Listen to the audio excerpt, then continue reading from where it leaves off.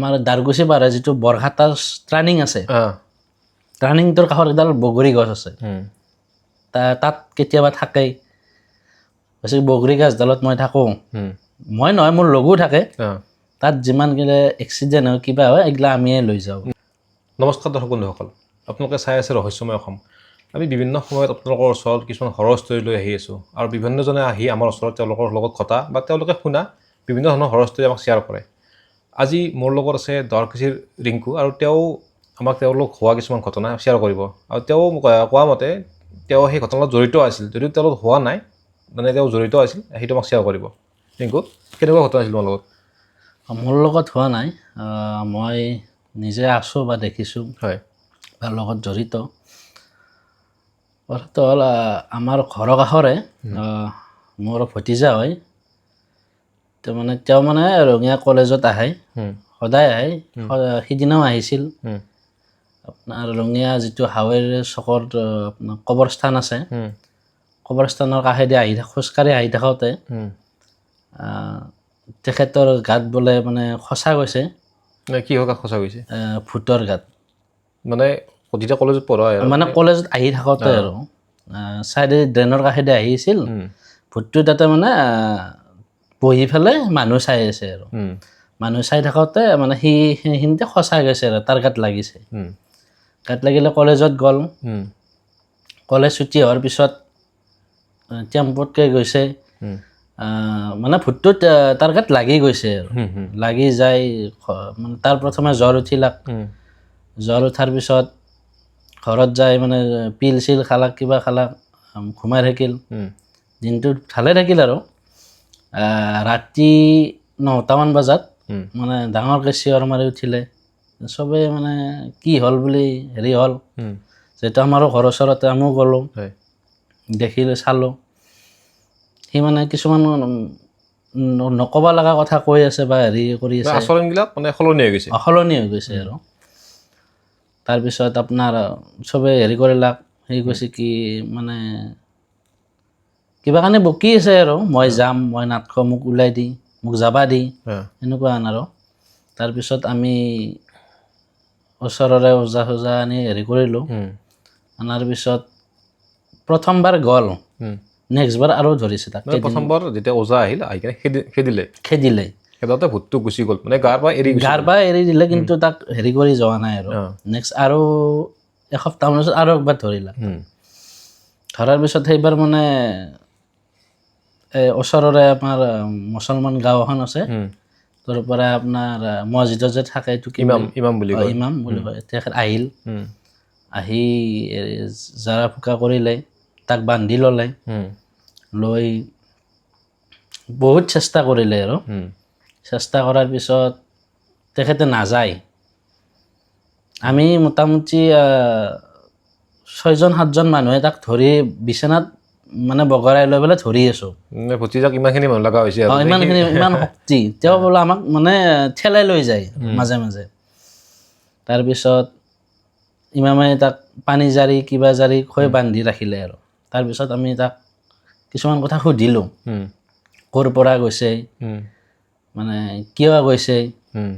তাৰপিছত তেওঁ ক'লে যে মই ৰঙিয়া কবৰস্থানৰ কাষত পৰা গৈছোঁ, খোজকাঢ়ি যাই থাকোঁতে সি মোক খচিছে বোলে, তাৰ ছায়াটো খচা গৈছে। আমি সুধিলোঁ, সি আপোনাকতো দেখা নাপায়, খচা যাব পাৰে, আপুনি কিয় ছাইড দিয়া নাই?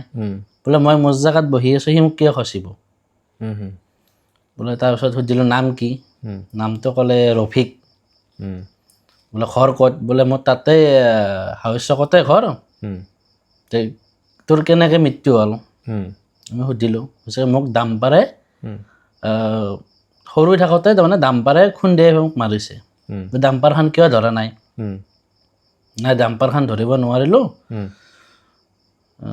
এতিয়া মানে ইয়াক কি হিচাপত ধৰিলি, কি ভাল লাগছে? ইয়াক মোৰ ভাল লাগছে, ইয়াক মই লৈ যাম, বন্ধু বনাই নিব লগত। বন্ধু বনাই নিব। তাৰপিছত তেখেতে, আমিতো ক'লোঁ যে ইয়াক নিব নোৱাৰা, আমাক ইয়াক কিয় নিবা দিম আমি? নাই, ইয়াক মই লৈ যাম। হয় নেকি? আৰু তই এনেকৈ কাক কাক আনিছা? নিছা তই? বোলে মই বহুতকে নিছোঁ, মোৰ লগ বহুত আছে। হয় নেকি? তাৰপিছত তেখেতে ক'লে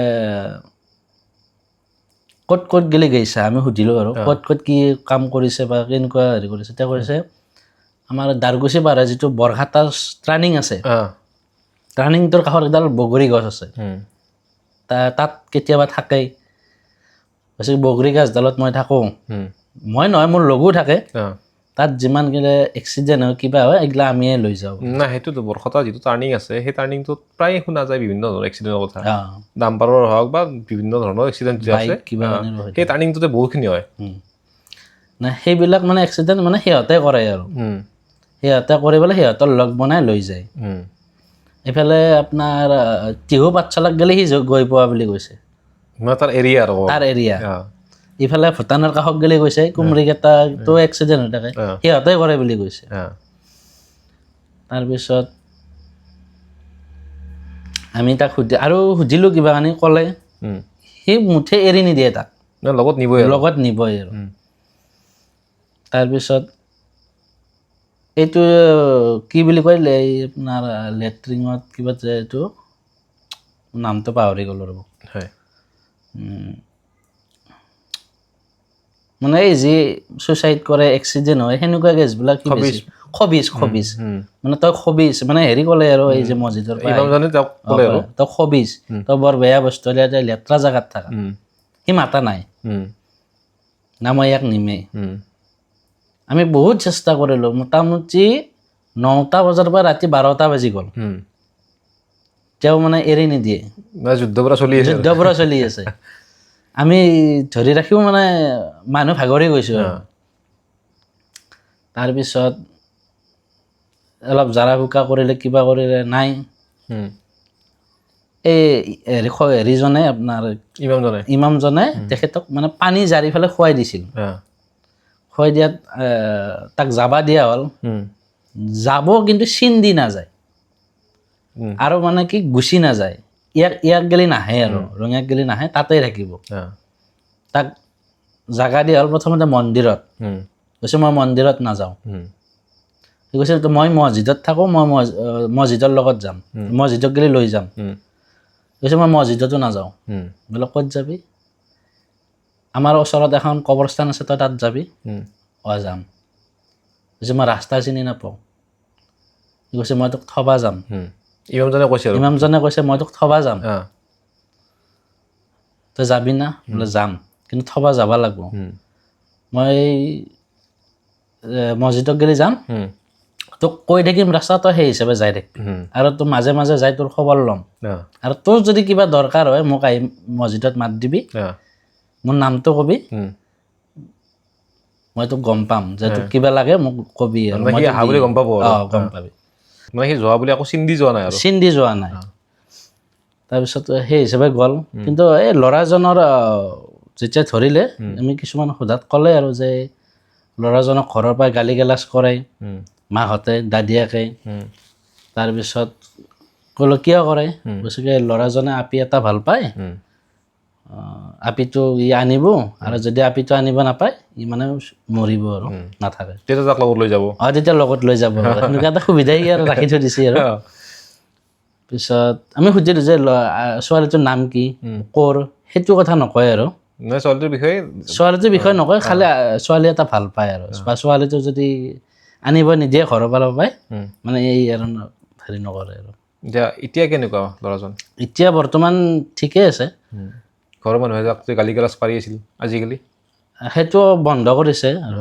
তাক কিবা তাবিজ বা এনেকুৱা দিছিল নে তাবিজ দিছে এইটো বিষয়ত কি ভাবা বহুতে কয় যে এনেকুৱা বস্তু নাথাকে যিহেতু তুমি নিজে এটা অভিজ্ঞতা পালা এনেকুৱা ধৰণৰ যিটো মানে কি কয় হৰৰ বুলি কয় তো কি ভাবা যে এনেকুৱা বস্তু আছেনে নে মানুহৰ ভ্ৰম অকল আছে কিছুমান ভ্ৰম কিছুমান এই যিগিলা মদি বা ড্ৰাগছ খায় সিহঁতেহে ভ্ৰম বকে সুস্থ মানুহ এটা কেতিয়াও ভ্ৰম বকিব নোৱাৰে সেইটো হয় বা যদি কিছুমান ধৰক বয়সীয়াল মানুহৰ খাদ্যৰ অভাৱত বা ব্ৰেইন ঘাটি হয় সেইটো বেলেগ কিন্তু সচৰাচৰ ডেকা ল'ৰা এটাই সেইটো হ'ব নোৱাৰে আৰু যিটো সেই শক্তি তোমাৰ ভতিজাৰ কলেজত পঢ়া ল'ৰা এটা বহুত বেছি শক্তিবানো নহয় এজন মানুহক 6জন মানুহে ঠেলি নিব পৰা শক্তি কেতিয়াও নহয় সেইটো ক্ষেত্ৰত কি ভাবা যে এনেকুৱা বস্তু আছেনে মোৰ হিচাপত আছে মই বিশ্বাস কৰোঁ আৰু যিসকলে নকৰে তেখেতসকলে যেতিয়া নিজ চকু দেখিব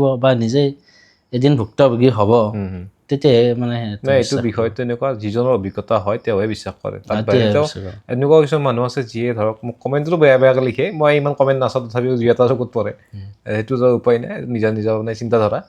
আৰু ইয়াত বাহিৰে কিবা আৰু ষ্টৰি এটা থকা বুলি কৈছিলা, এটা বিৰাট মানে কি ক'ব গ'লে চমৎকাৰ টাইপৰে। তেখেত মোৰ কাষ্টমাৰ। মানে মই জনাই দিওঁ আপোনালোকক, এওঁ কৰ্মসূত্ৰে এটা প্ৰাইভেট ফাইনেন্সত কাম কৰে, প্ৰাইভেট বেংকত কাম কৰে। তাত তেওঁ কালেকশ্যন চায় আৰু সেই সূত্ৰে তেওঁক গৈছিলে, তো কাষ্টমাৰ বুলি কৈছে তেওঁ। মই যেতিয়া কালেকশ্যনত গৈছোঁ, কালেকশ্যনত যাওঁতে অনলাইন নেশ্যনতে সিদিনাও গৈছোঁ, মাত লগাইছোঁ। তেওঁ কৈছে মই বিচনাত, মোৰ বেমাৰ, মই উঠিব নোৱাৰোঁ। পিছত কৈছে কি বাইদেউজনে ক'লে আৰু যে দাদাৰ বেমাৰ, আহকচোন চাই যাক কি হৈছে। গ'লো ভিতৰত, বিচনাত ঘুমাই আছে, বোলে দাদা কি হৈছে। এতিয়া মাত কথা ঠিকে আছে, মানুহটোৰ কঁকালৰ পৰাই তলৰ এখন মানে লৰচৰ কৰিব, সেনেকুৱা হৈছে আৰু লৰচৰ কৰিব নোৱাৰে। মই সুধিলোঁ যে ডক্তৰক দেখাইছি নাই, কি হৈছে। তেখেতে কৈছে যে ডক্তৰক দেখাইছোঁ কিন্তু ভাল হোৱা নাই, মানে কি হৈছিল। তেখেতে ক'লে যে আমাৰ ঘৰত আলহী আহিছিল, আলহী আহোঁতে মই আশ্ৰাখান লৈ পেলাই পুঠিমাৰী নদীটো যিহেতু ওচৰত, তেখেতে মাছ মাৰিব গ'ল, মাছো পাইছে। এই মাছ মাৰোঁতে মানে তেওঁৰ লগত কিবা লাগি আহিছে, যাৰ ফলত তেখেতে মানে সিদিনা ৰাতিৰ পৰা আৰু কঁকালৰ ৰক্ষণ দাঙিব নোৱাৰে, হেৰি আৰু বিষ। তাৰপিছত সেইটো কিবা ব্যৱস্থা মেডিকেলৰ ফালৰ পৰা? মেডিকেল কৰিলে, বহুত কৰিছিল, কিন্তু মেডিকেলত ভাল হোৱা নাই। কবিৰাজো কৰিছিল, কবিৰাজীটো সেনেকুৱাকৈ ভাল পোৱা নাছিল। এদিন আৰু মই আৰু কালেকশ্যনত গ'লোঁ, মোটামুটি 6-7 দিন পিছত, যিহেতু কালেকশ্যনটো আমাক লাগিবই, মানুহৰ কিবা হ'লেও। গ'লোঁ, যাওঁতে কৈছে কি দাদাৰ বেমাৰ ভাল পোৱাই নাই, কালেকশ্যনটো ছাৰ মই এইটো মাহত দিব নোৱাৰোঁ। তেতিয়া মোৰো বেয়া লাগিল যে মানুহ যিজনে মানে ইনকাম কৰে তেখেতে যেতিয়া বিচনাত পৰি আছে, সেইটো ক'ৰ পৰাই দিব, কিন্তু অফিচেতো নামানে কোনো হেৰি। তেতিয়া মই আৰু একো কোৱা নাই মানুহজনক।